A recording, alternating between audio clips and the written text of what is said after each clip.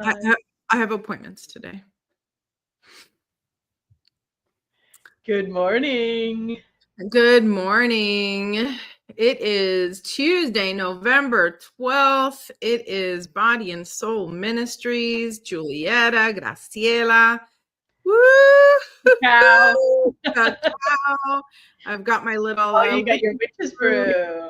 Yes. Nice. I like it. Just because Halloween has passed, it doesn't mean I'm going to put away all my spooky things. I don't know if you can see behind me. I've got a couple of crows there, and I've got this little beauty that I found at Walmart, as my mother says. It's so pretty. Like, I don't want to put it away.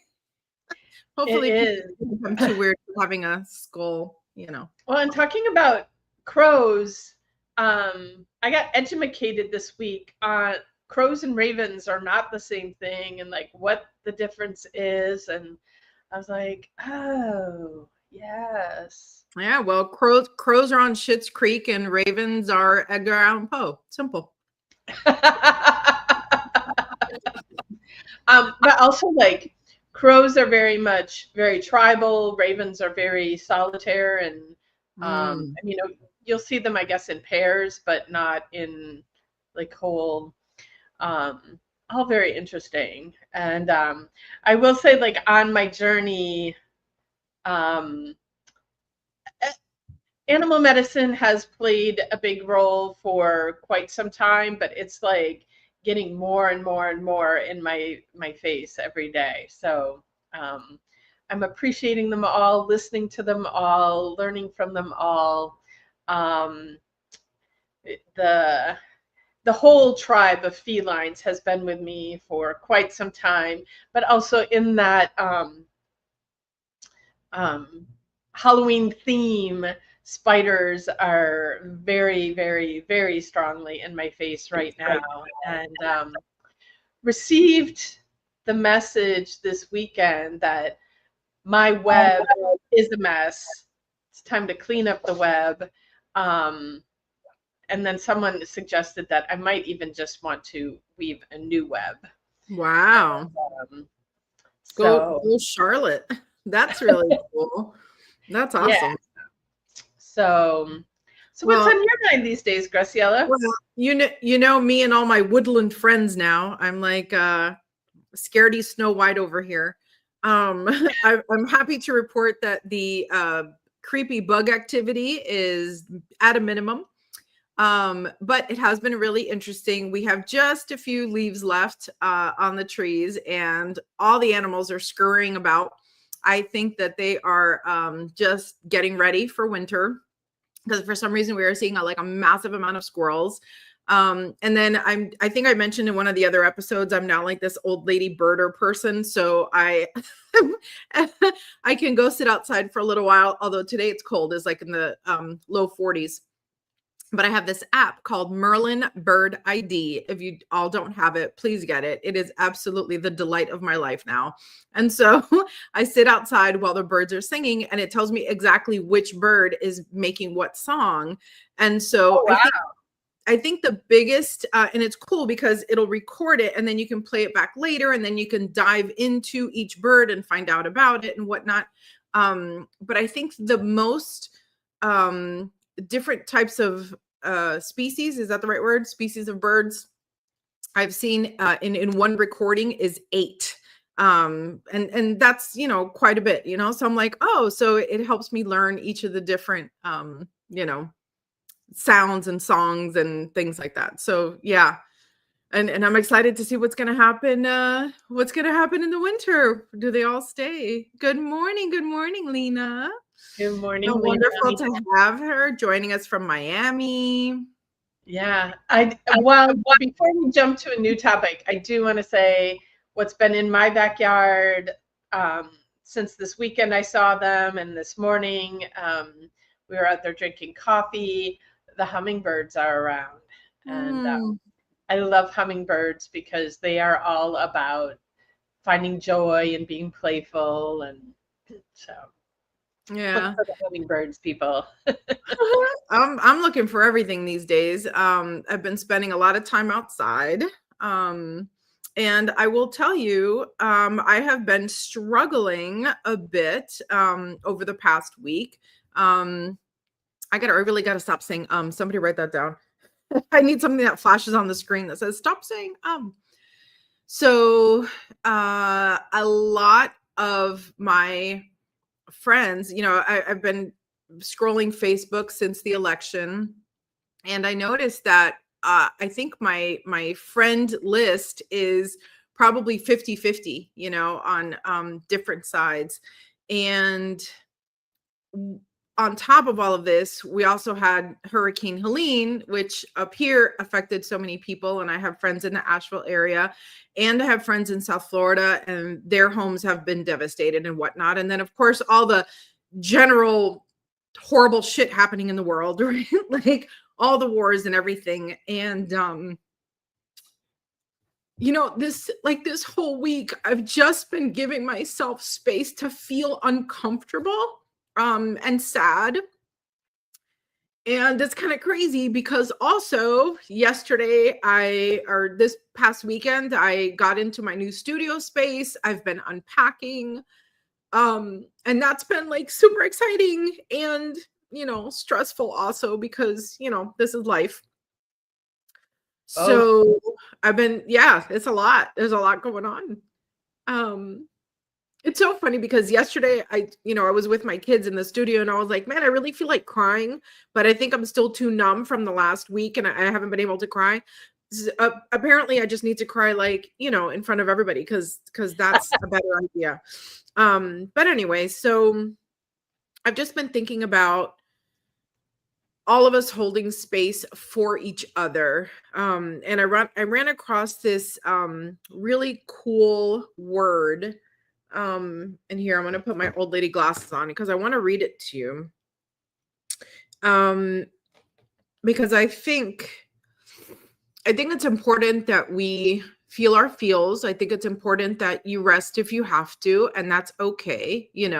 There's a lot of what I call toxic positivity, like, don't worry, everything's going to be fine, everything is great, what we shall overcome, and everything is, we're going to be great.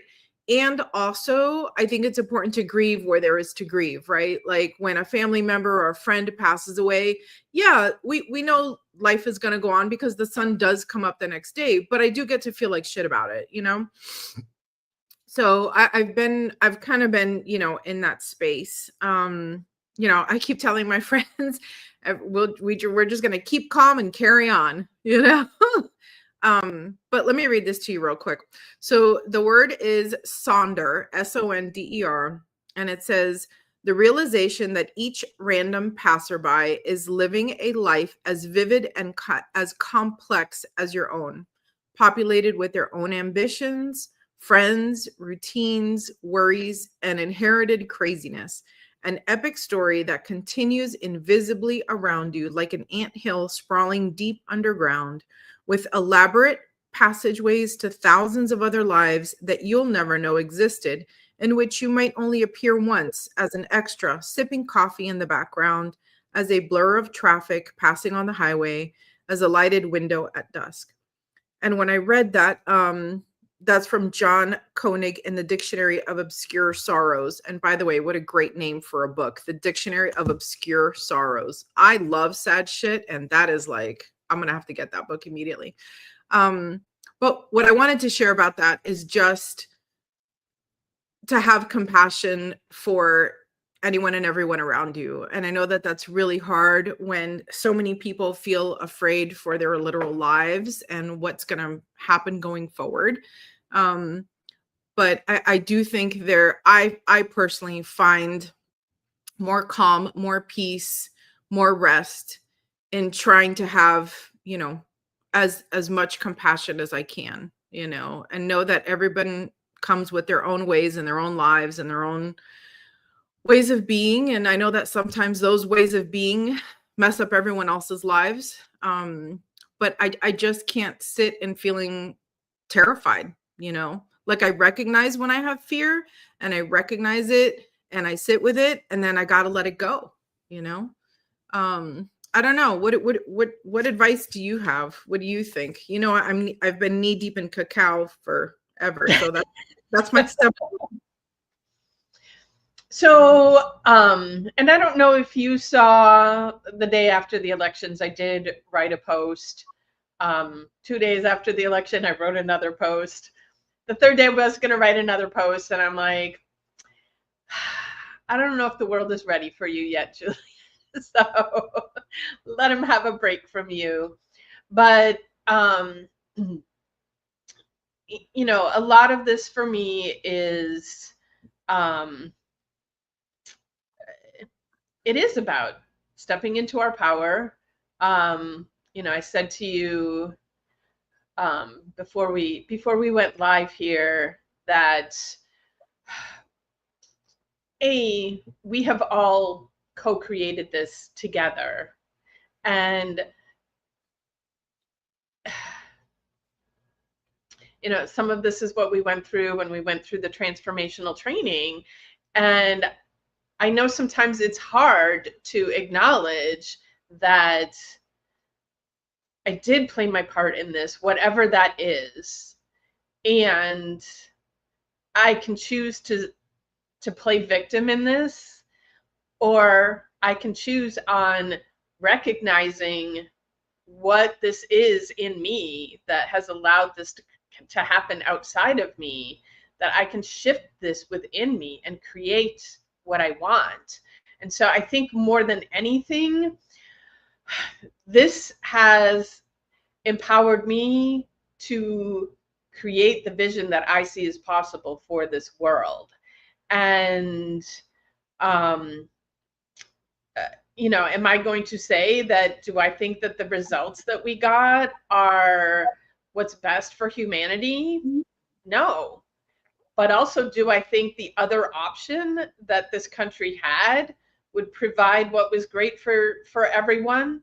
I don't think so either. I don't think that we had a good choice anywhere.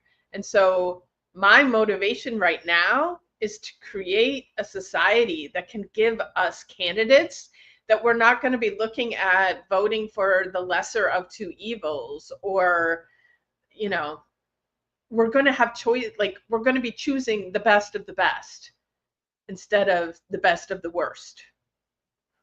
And like, this should be motivation for everybody to wake up, because like either side that you were on, you've been sleeping, that we've allowed this to be what is the options for us. And yes, feel your feels. If you need to lay down and rest for a little while, but I need you to step back up and take your power back. I need every person in this country to take their power back. And let's create what's right in this world. Because this is not right. You know, like little signs of hope that I see here, like if Kennedy can come in and clean up the FDA and big pharma and all of that garbage, I will be extremely grateful for that. Because let me tell you, the poisons that are in our food, them poisoning us with the medicines that they're poisoning us with, that's creating some of this dumbness that's not allowing people to step into their power. So even if we get that pulled out of the system so everybody's brain can get cleared up and people can think straight and operate from their heart instead of from stupidity, you know, like let's look at what potentially is positive to come out of this. And I think, you know, I think just for my own human survival, I don't have a choice but to look at positivity, right? Like I don't have a choice but to figure out, okay, you know, the leaders that support how I think the world should be, you know, let me give them my positive, you know, support, right? And not like, I don't want to sit in the misery of any of it, you know. And this is why, like, we just had our vision board workshop or our master class. And what I loved about it is that, like, we talked about all the different steps that it takes, because it does take all of those steps. But at the end of the day, for me, that I'm not a political figure, I'm not a, Congress, like, in other words, it's not my physical job, right? I can't affect change in that way because I'm not a lawmaker. I'm a photographer. I think the strongest thing I can be is just, like, come with compassion, come with love, be a safe space for those people who need it, which is a politically neutral thing. Like, being a safe space and taking care of myself has nothing to do with politics, and regardless of how I voted, I hope that I can continue to be a place where anyone can come and feel healing and feel good and things like that. But I know that a lot of this is very painful for a lot of people, and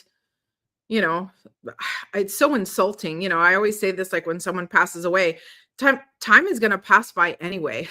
Like, don't you just feel like there are some things that happen in life that you're like, the world really needs to stop spinning for just like one day and just let me catch up? And it doesn't. The sun just keeps coming up again every day. Even if your parents die, even if a country gets destroyed, even if the Holocaust happens, like, every day it keeps on coming.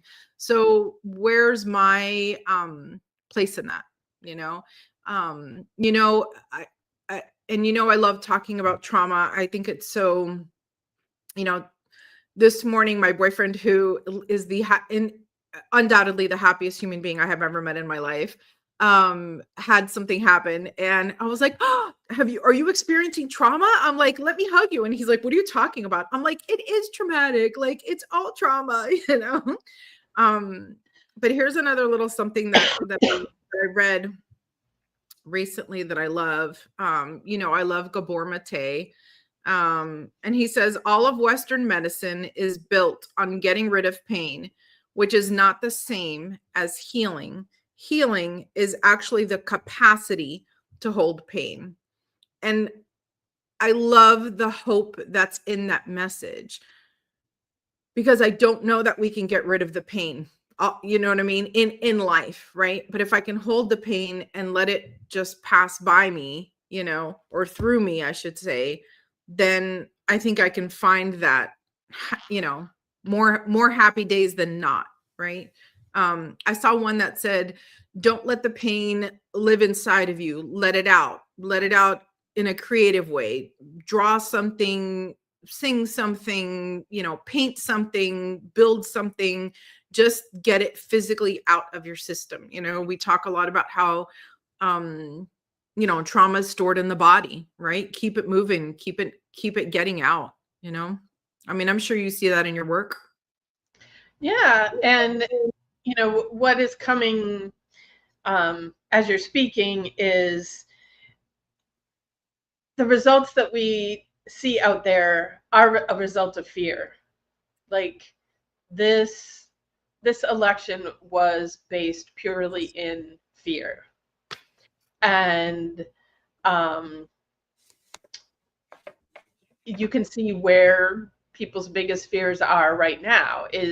This is root chakra stuff: safety, security, survival.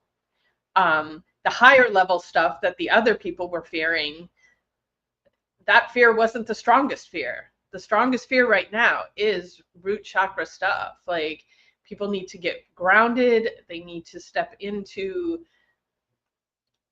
I'm going to be able to put food in my belly. I'm going to be able to have a roof over my head.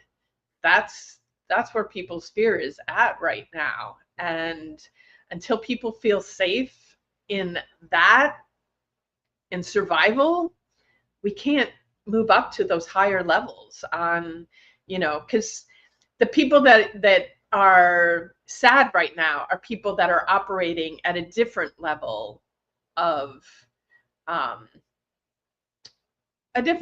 fear. It's not that pure survival.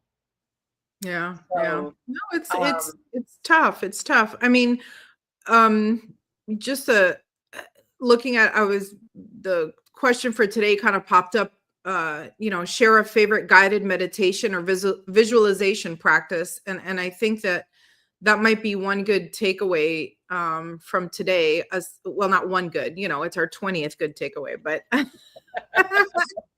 because I do think, keep calm is good. I do think sit in your power and realize, as you say, we are sovereign beings and we do get to decide what our lives look like, despite all the opposition to maybe even your very existence. That's a very scary and a very real thing. And also, you can evolve from that too, and I do think that taking all of these steps. So share a favorite guided meditation or visualization practice. What are your thoughts? I have one of my favorites. What is yours? So, well, and I think, I do a lot of chakra work, and one of my big learnings over the past year or so is, like, I've always, people are always like, oh, you're so grounded. You're so grounded. I always feel grounded, but I've had this realization that I can be more grounded. Like, there is no such thing as too grounded. And for me to be able, I love the upper chakras. I live in the spiritual realm all the time. And one of the things that is somewhat unique is that for someone who is very much in the spiritual realm, I am grounded. But receiving this message as I'm, working on these things, that the more grounded I can get, the higher I can evolve. And it's kind of like thinking of a tree. And this can be your visualization. Like, imagine those roots growing deeper and deeper and deeper into the earth. And that allows the tree to grow higher and higher and higher. And so, I think it is really important for all of us right now to, a tree that has good roots can survive any storm. Trees that don't have good roots are, when the storm comes, are going to crumble. And so right now, if you're feeling like you're going to crumble, sink your roots in, grow them deep. And whether you visualize that as a tree or you visualize your root chakra, grounding deeper into the earth, either of those things can be super beneficial for everyone right now. Yeah, I love that. I love a good visual because it helps me just connect those dots. So much of feelings is so abstract. Having that, I love that so much. It reminds me of back in the day when Bowtie Kids, we had the program about the gardens and whatnot, and we would teach the kids about the coconut tree. And I love the anyone that's listening knows I love the coconut tree metaphors. And we have coconut trees in South Florida, and there's Joy Crawford sinking my roots in. Yeah, girl, I hear you, all the way in. And you know what, see, now you're gonna make me do a little side note here. I have some pictures of Joy Crawford with her arms extended up into the sky. So you already have some of those really great visuals, Joy. But the coconut tree is one that can withstand a hurricane. And the way that it withstands a hurricane is that it's very flexible and it moves, but it doesn't fall. The little fronds might fall off, and another thing that happens that I think is so incredible is that when a hurricane is coming, the coconut tree will actually drop its coconuts, like, on purpose. And sometimes you really got to let go of something that you think is really, really precious for survival, so it drops its coconuts. I'm sure you've seen it over the years. The hurricane comes, blows off all the hair, I call it, and it's kind of sitting there bald, but man, it's still there, and it might bend a little bit this way and it might be a little bit twisted that way, but it's still there, and it will regenerate, and it does come back, and eventually the coconuts come back and all the pretty hair comes back, and And, we get that idyllic, South Florida beaches, right? But sometimes you got to go through that, bald ugly phase for a little bit. So yeah, I'm kind of feeling that. My favorite type of visualization practices are the kind where you go underground. Like we have a cacao meditation that we use a lot, and it talks a lot about finding a portal and going down into the ground and then going through tunnels and things like that. And I find that when I do those meditations that take me on a little journey, I love to see what I find when I get there, because by the time I'm done listening to all that, I'm completely out of my brain, out of my head, and I'm into the experience. And I really, really love those. The cacao ones, greeting the cacao tree, seeing what message she has for you. It's always something that I need, so I love that one too. Yes. I think, do we have that on the website? What meditations don't we have? Don't we have some? Well, they're not on the website. They're on our YouTube channel. Right now, there's a bunch of chakra balancing workshops for different things, and but there's more to come. There's more to come. Well, I'm very excited about the evolution and moving forward and all of the things that are going to develop. Today, I'm going to go back to my studio, which is an absolute mess of boxes and furniture. And, this space is much smaller than my old space. So I'm having to trim back a lot of things, which is a big lesson for me. So I am knee deep in the learning phase of life again. But I'm excited. I'm excited for the future and for all the things. And shortly, I will be offering all the same body and soul type events up here. So basically, we're getting a satellite office. We'll have chakra balancing class here, and sound baths, and the forest therapy, and all the things. I'm really excited to get all those things going, all on the same property. I think I mentioned it before. It's on 4 acres and it's right here in town. It is an absolute destination. So I'm really excited about developing that and, creating those safe spaces. I love that. Yay. Yay. Any final thoughts before we go today? Just to take care of yourselves. Actually, I'm gonna read one more thing for today. I'm feeling very ready today. I don't know, but it's a Marianne Williamson quote, and it says, "We're living in 2 worlds simultaneously, one the fall of Rome and the other a new renaissance. We need to be both death doulas and birth doulas, helping die peacefully the systems that need to die and helping give birth to a wholly different kind of world." And I'm gonna read that one more time just so you all can sit with it, because it can mean whatever you want it to mean. But I really think it's about love versus fear.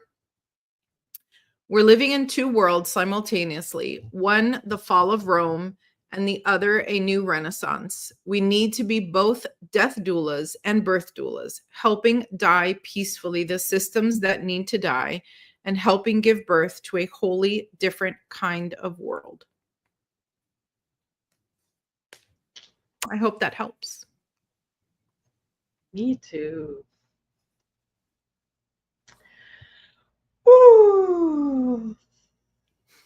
All right. And, if anybody out there needs support, reach out. We're here. We feel you. We love you. And it is going to be okay. It is. Thank you guys so much for listening. Check out all the old and other episodes. They each have their own little nugget of wisdom, I hope. And don't forget, all our retreats are all online and available. Check in. I think now's a good time to reserve a spot in the woods to relax a bit. So take care of yourselves. All right. Have a magical day, everyone.